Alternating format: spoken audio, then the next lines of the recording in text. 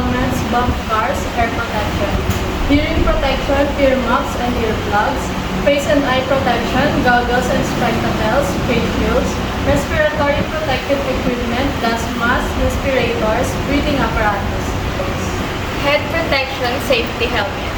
Safety helmets are most commonly provided as protection against falling objects, crushing, or a sideways blow and chemical splashes. The shell of the helmet is most commonly provided as protection against falling objects, crushing, or a sideways blow and a chemical splash. A safety harness is a form of protective equipment designed to protect a person, animal, and object from injury or damage. Let's start from the head protection. As I said sa inyo this morning, the safety helmets as not commonly provided in protection for any falling objects. No, ang helmet ay i-release lang yung impact ng injury na possible na mangyari sa'yo. Okay? Does it means na you are wearing the helmet 100% you are already safe from any kind of injury.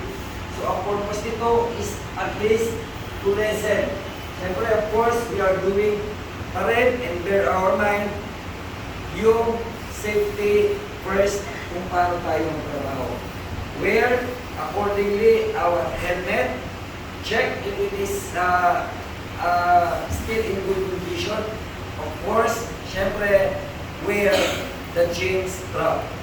Okay? May purpose yun, yung chin strap natin. Safety harness. Okay. So, makikita naman natin kung ano yung harness. Okay? So, actually, ladies and gentlemen, ang safety belt are already obsolete. Wala na yan siya. Kasi, we are already using the safety harness. Kasi kapag nahulog ka, ang gamit mo lang ay safety belt, pwede ka pa rin magkaroon ng severe injury. Like, mabali yung balakang mo, spinal cord, etc. etc. Unlike if you are wearing a harness, no? If we are wearing a harness, so para ka lang naka-parachute, nakabitin ka lang, no? Avoid much more or lessen the injury na pwede mangyari sa atin. Okay? Kaya, we will use accordingly yung ating mga PPE. Again, does it means you are already safe 100% for any kind of injury at pare malesen natin. But of course, we will avoid any incident or accident in the near future. We will be prepared.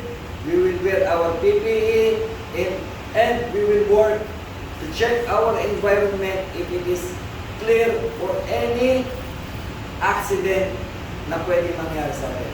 Did you understand?